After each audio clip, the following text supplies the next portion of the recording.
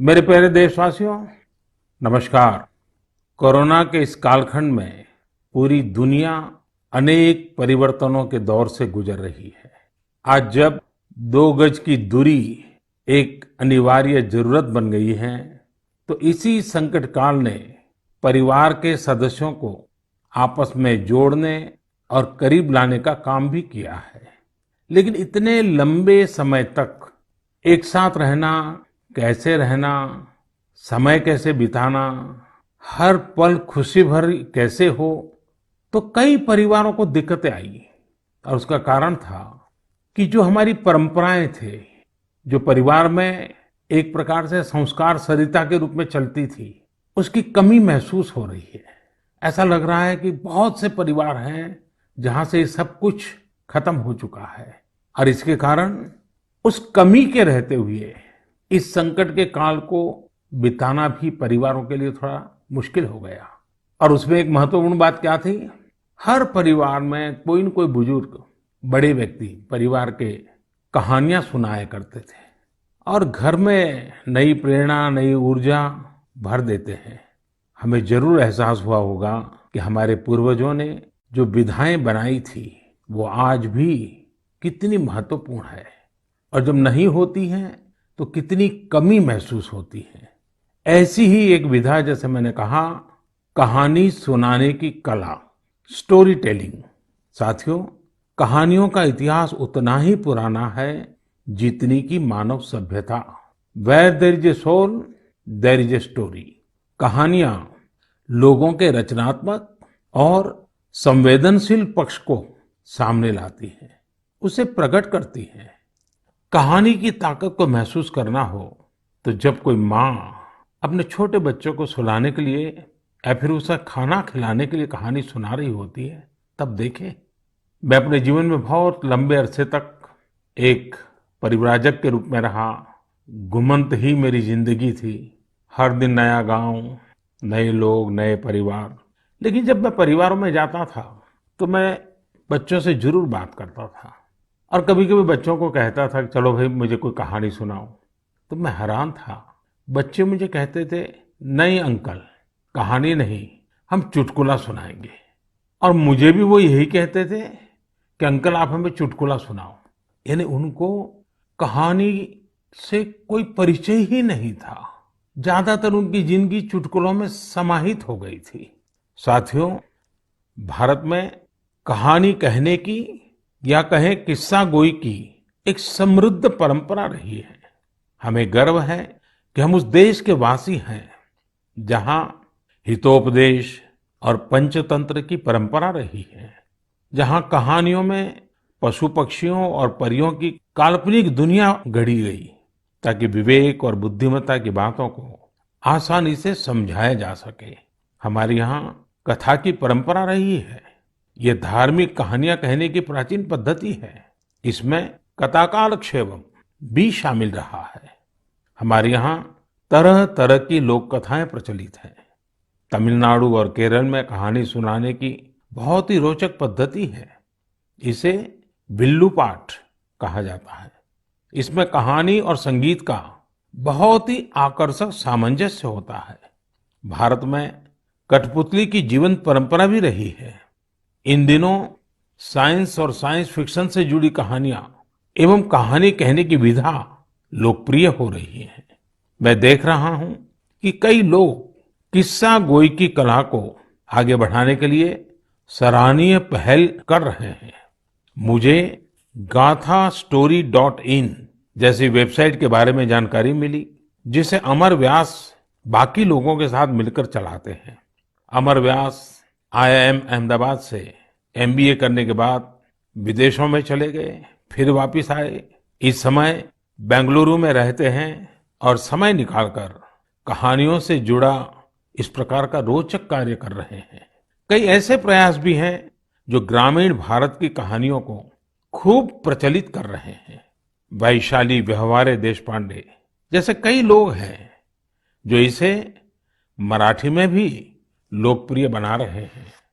चेन्नई की श्री विद्या वीर राघवन भी हमारी संस्कृति से जुड़ी कहानियों को प्रचारित प्रसारित करने में जुटी है।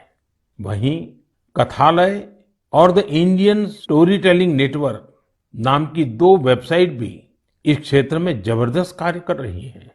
गीता रामानुजम ने kathalaya.org में कहानियों को केंद्रित किया है।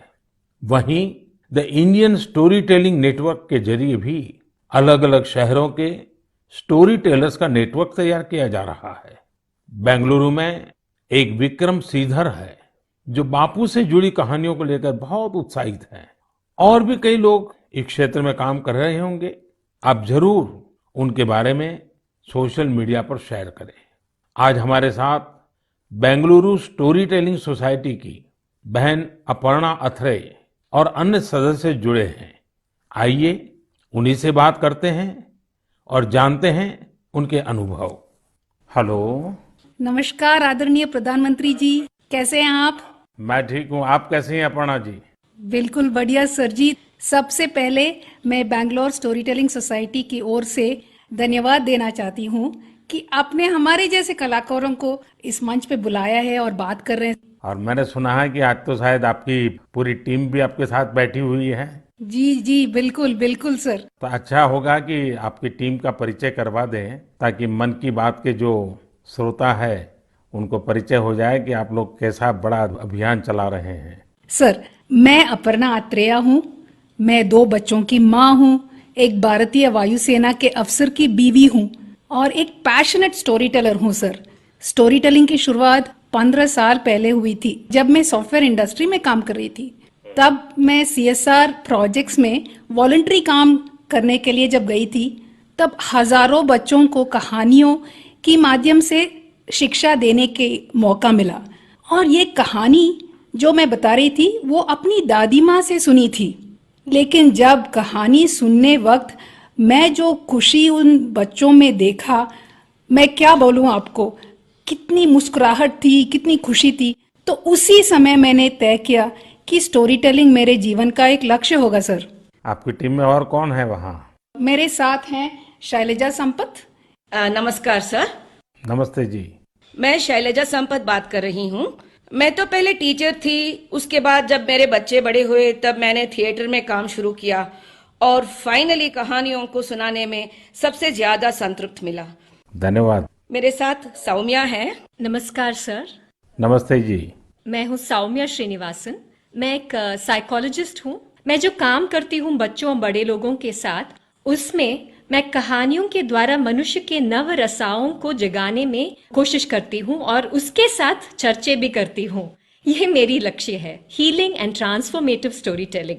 नमस्ते सर। नमस्ते जी। मेरा नाम अपर्णा जयशंकर है।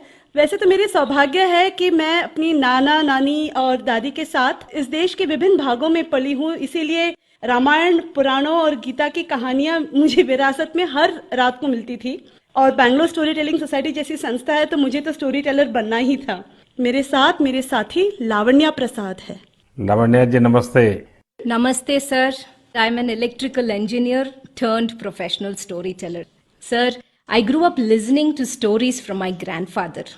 I work with senior citizens in my special project called Roots, where I help them document their life stories for their families. Lavanya ji आपको बहुत बधाई। और जैसा आपने कहा, मैंने भी एक बार मन की बात में सबको कहा था कि आप परिवार में अपने दादा दादी नाना नानी है तो उनसे उनके बचपन की कहानियां पूछिए और उसको टैप कर लीजिए, रिकॉर्ड कर लीजिए, बहुत काम आएगा, ये मैंने कहा था।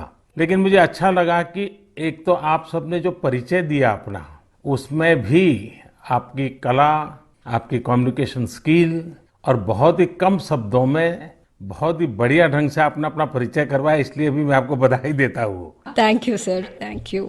अब जो हमारे श्रोता लोग हैं मन की बात के, उनका भी मन करता होगा कहानी सुनने का। क्या मैं आपको रिक्वेस्ट कर सकता हूँ, एक तो कहानी सुनाएं आप लोग? जी बिल्कुल, ये तो हमारा सौभाग्य है जी। चलिए चलिए सुनते हैं कहानी एक राजा की। राजा का नाम था कृष्णदेवराय और राज्य का नाम था विजयनगर। अब राजा हमारे थे तो बड़े गुणवान, अगर उनमें कोई खोट बतानी ही था तो वो था उनका अधिक प्रेम अपने मंत्री तेनालीरामा की ओर और दूसरा भोजन की ओर। राजा जी हर दिन दोपहर के भोजन के लिए बड़े आस से बैठते थे कि आज कुछ अच्छा बना होगा, और हर दिन उनके बावर्ची उन्हें वही बेजान सब्जियां खिलाते थे। तुरई, लौकी, कद्दू, टिंडा, उफ।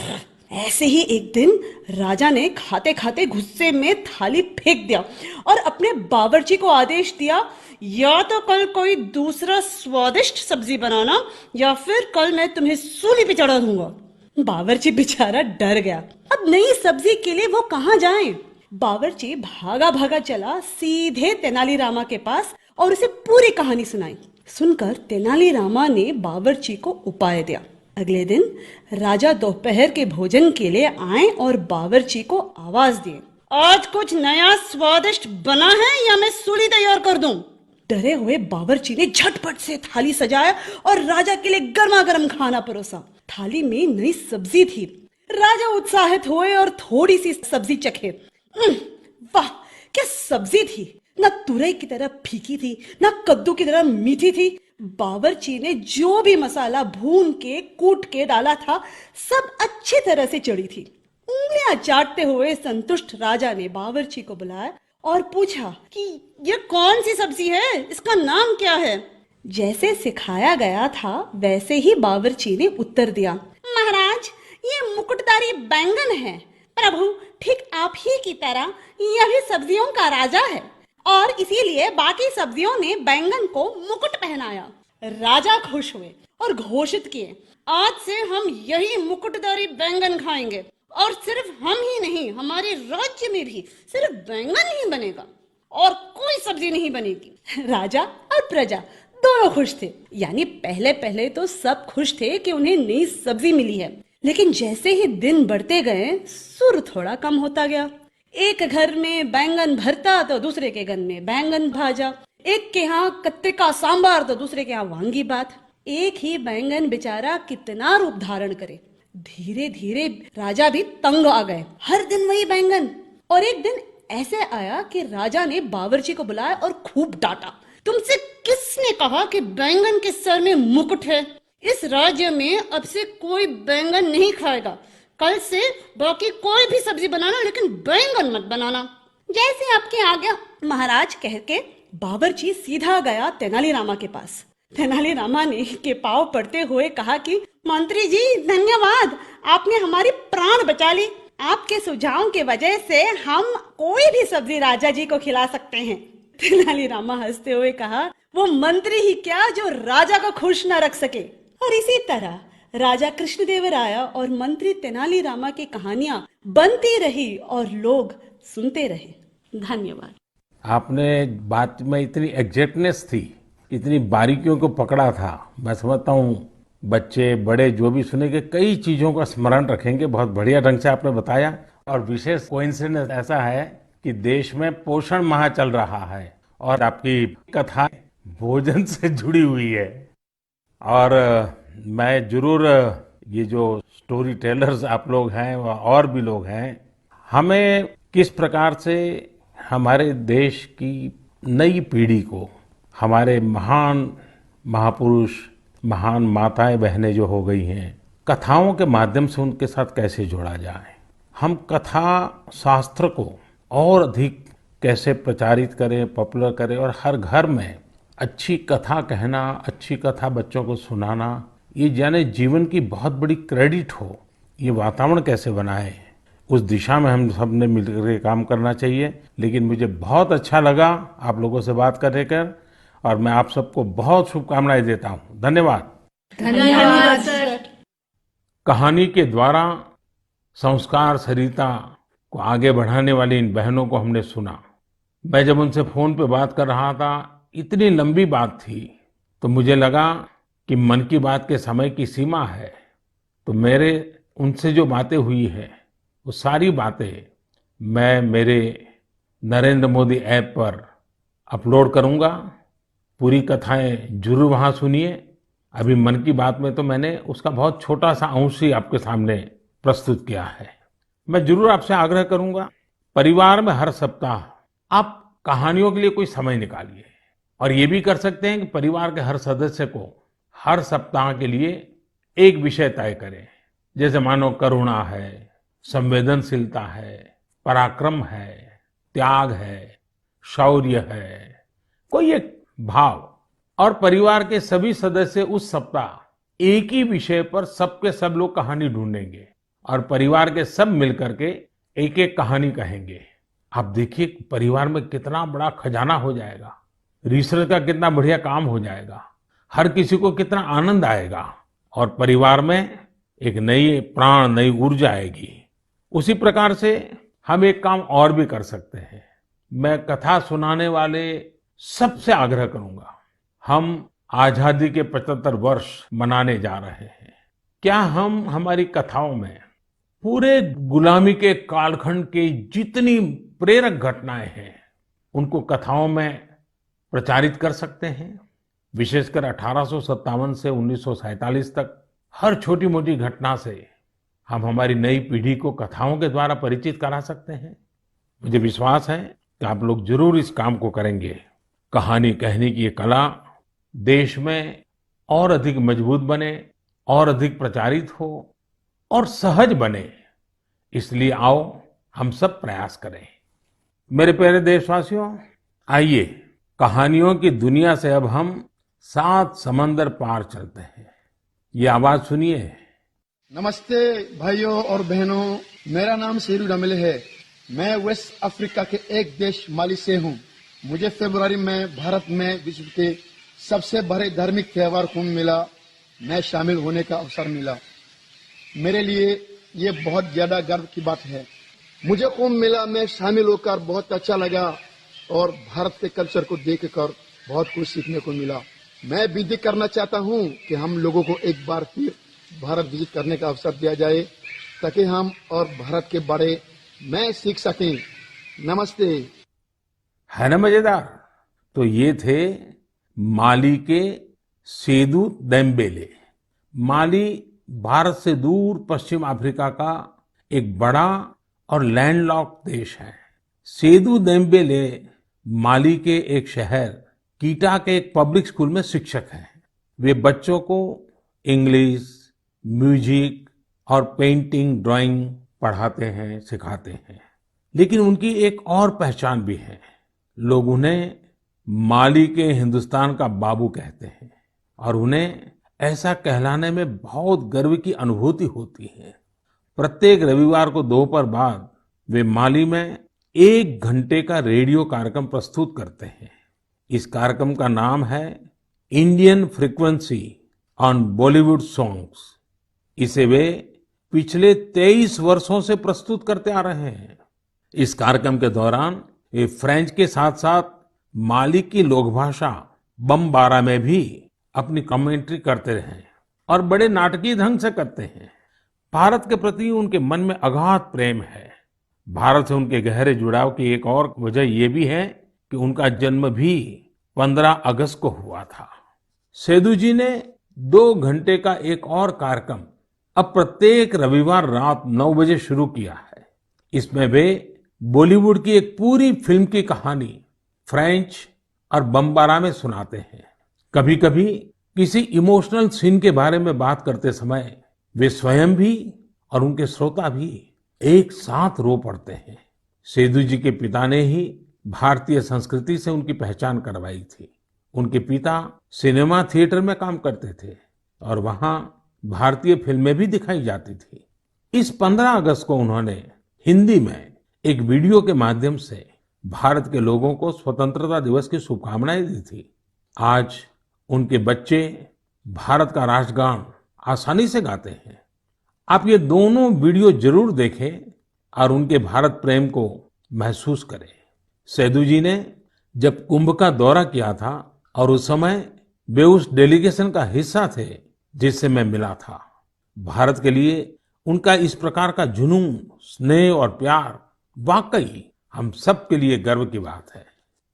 मेरे प्यारे देशवासियों, हमारे यहाँ कहा जाता है जो जमीन से जितना जुड़ा होता है वो बड़े से बड़े तूफानों में भी उतना ही अड़िग रहता है।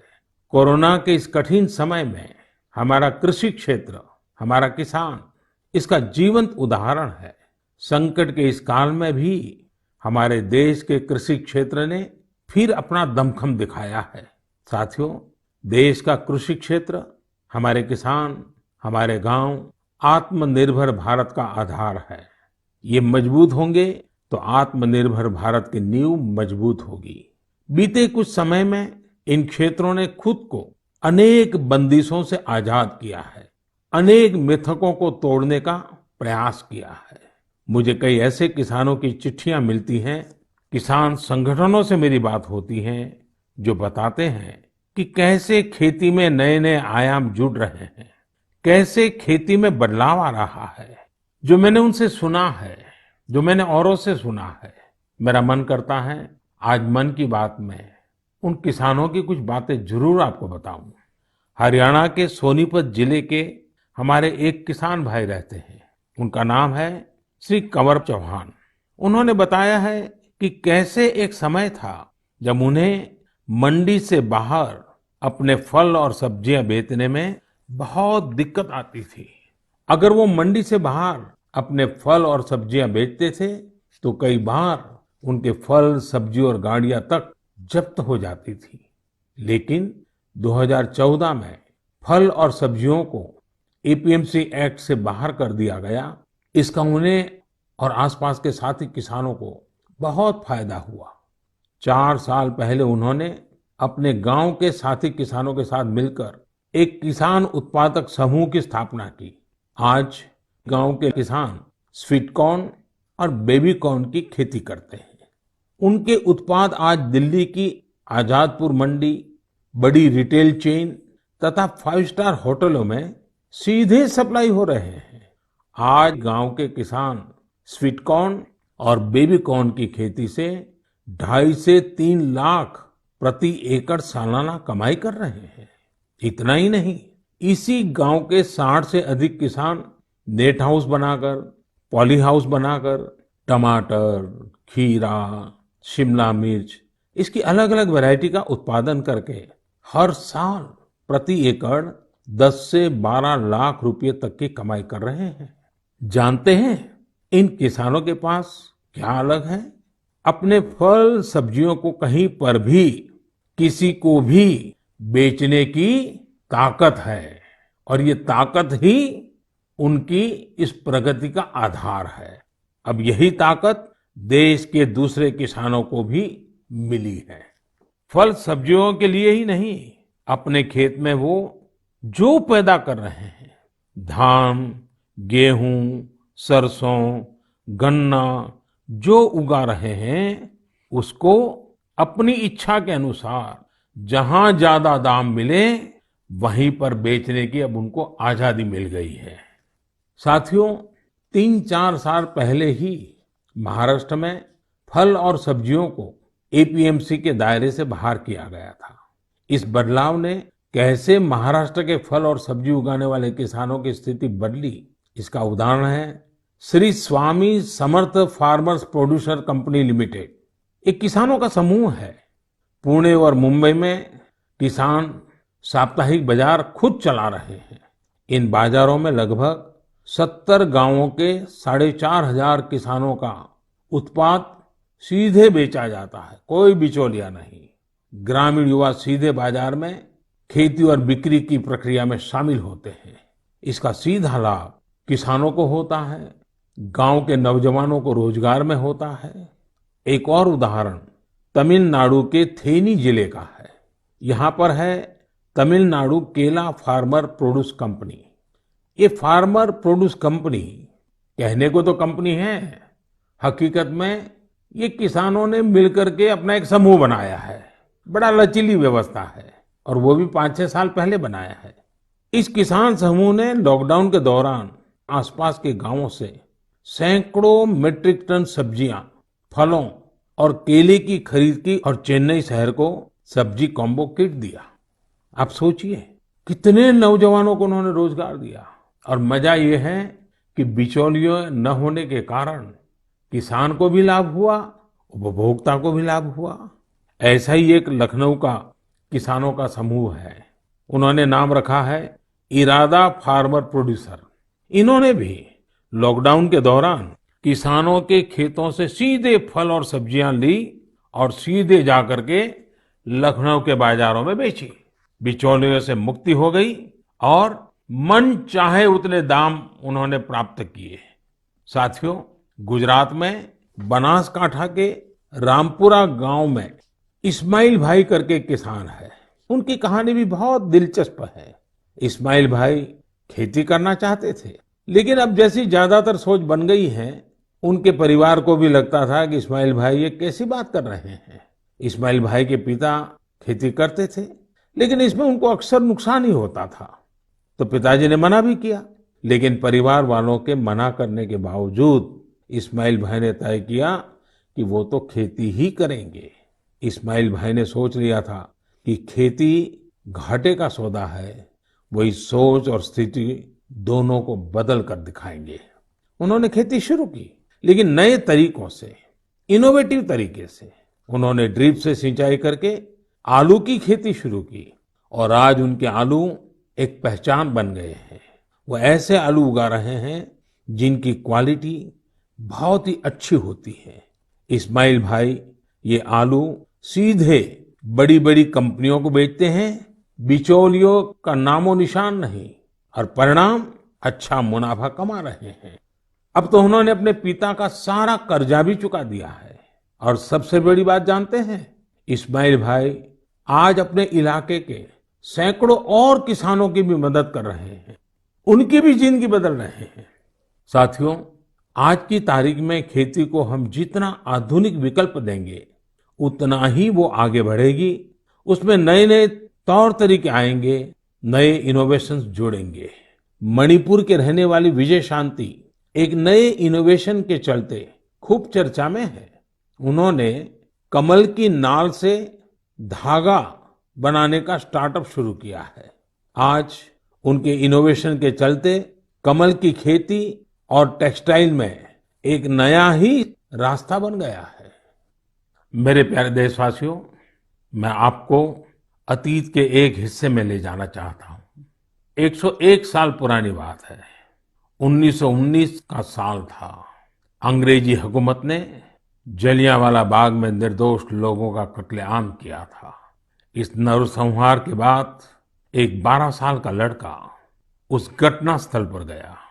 वह खुशमिजाज और चंचल बालक, लेकिन उसने जलियांवाला बाग में जो देखा वह उसकी सोच के परे था। वह स्तब्ध था, यह सोचकर कि कोई भी इतना निर्दयी कैसे हो सकता है।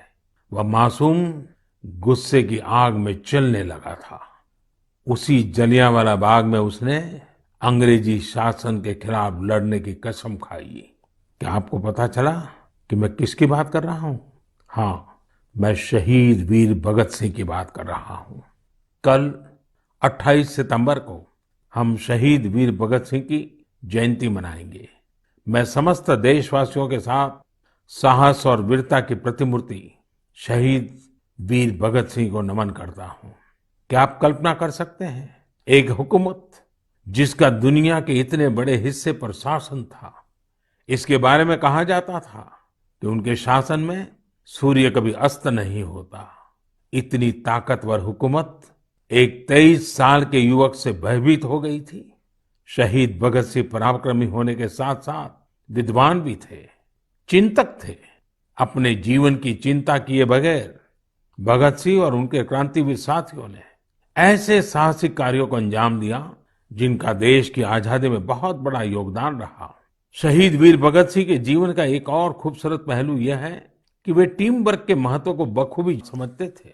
लाला लाजपत राय के प्रति उनका समर्पण हो या फिर चंद्रशेखर आजाद, सुखदेव, राजगुरु समेत कई क्रांतिकारियों के साथ उनका जुड़ाव उनके लिए कभी व्यक्तिगत गौरव महत्वपूर्ण नहीं रहा। वे जब तक जिए सिर्फ एक मिशन के लिए जिए और उसी के लिए उन्होंने अपना बलिदान दे दिया। वह मिशन था भारत को अन्याय और अंग्रेजी शासन से मुक्ति दिलाना। मैंने नमो ऐप पर हैदराबाद के अजय एस जी का एक कमेंट पढ़ा। अजय जी लिखते हैं, आज के युवा कैसे भगत सिंह जैसे बन सकते हैं। देखिए, हम भगत सिंह बन पाए या न बन पाए, लेकिन भगत सिंह जैसा देश प्रेम देश के लिए कुछ कर गुजरने का जज्बा जरूर हम सबके दिलों में हो। शहीद भगत सिंह को यही हमारी सबसे बड़ी श्रद्धांजलि होगी।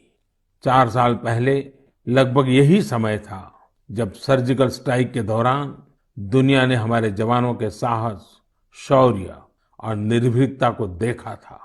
हमारे बहादुर सैनिकों का एक ही मकसद और एक ही लक्ष्य था, हर कीमत पर भारत मां के गौरव और सम्मान की रक्षा करना। उन्होंने अपनी जिंदगी की जरा भी परवाह नहीं की। वे अपने कर्तव्य पथ पर आगे बढ़ते गए और हम सब ने देखा कि किस प्रकार वे विजयी होकर के सामने आए, भारत माता का गौरव बढ़ाया। मेरे प्यारे देशवासियों, आने वाले दिनों में हम देशवासी कई महान लोगों को याद करेंगे जिनका भारत के निर्माण में अमिट योगदान है। 2 अक्टूबर हम सबके लिए पवित्र और प्रेरक दिवस होता है। यह दिन माँ भारती के 2 सपूतों महात्मा गांधी और लाल बहादुर शास्त्री को याद करने का दिन है। पूज्य बापू के विचार और आदर्श आज पहले से कहीं ज्यादा प्रासंगिक है। महात्मा गांधी का जो आर्थिक चिंतन था, अगर उस स्पिरिट को पकड़ा गया होता, समझा गया होता, उस रास्ते पर चला गया होता, तो आज आत्मनिर्भर भारत अभियान की जरूरत ही नहीं पड़ती। गांधी जी के आर्थिक चिंतन में भारत की नस नस की समझ थी, भारत की खुशबू थी। पूज्य बापू का जीवन हमें याद दिलाता है कि हम ये सुनिश्चित करें कि हमारा हर कार्य ऐसा हो जिससे गरीब से गरीब व्यक्ति का भला हो। वहीं शास्त्री जी का जीवन हमें विनम्रता और सादगी का संदेश देता है। 11 अक्टूबर का दिन भी हमारे लिए बहुत ही विशेष होता है। इस दिन हम भारत रत्न लोकनायक जयप्रकाश जी को उनकी जयंती पर स्मरण करते हैं। जेपी ने हमारे लोकतांत्रिक मूल्यों की रक्षा में अग्रणी भूमिका निभाई है। हम भारत रत्न नानाजी देशमुख को भी याद करते हैं, जिनकी जयंती भी 11 तारीख को ही है। नानाजी देशमुख जयप्रकाश नारायण जी के बहुत निकट साथी थे। जब जेपी भ्रष्टाचार के खिलाफ जंग लड़ रहे थे तो पटना में उन पर प्राण घातक हमला किया गया था। तब नानाजी देशमुख ने वो वार अपने ऊपर ले लिया था।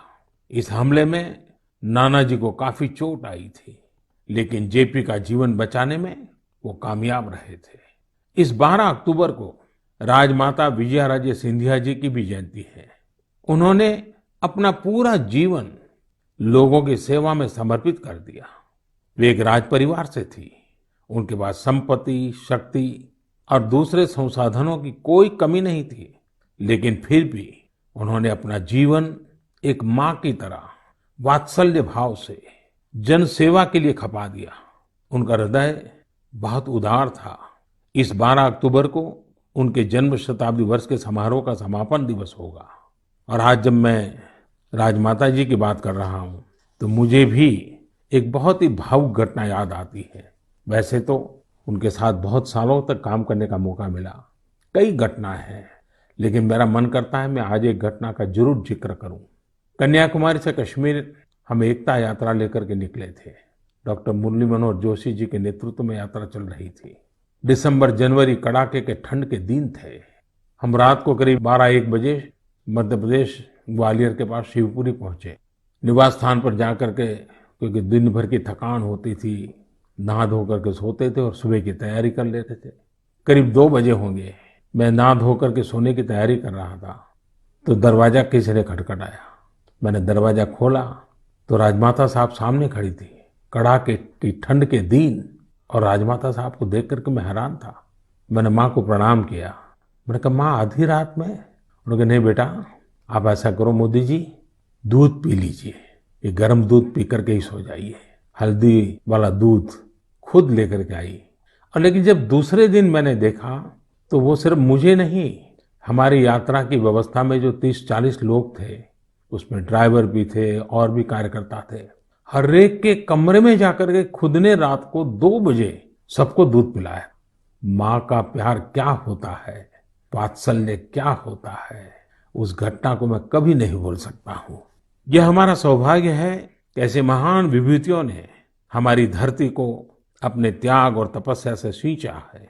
आइए हम सब मिलकर के एक ऐसे भारत का निर्माण करें जिस पर इन महापुरुषों को गर्व की अनुभूति हो, उनके सपनों को अपने संकल्प बनाएं।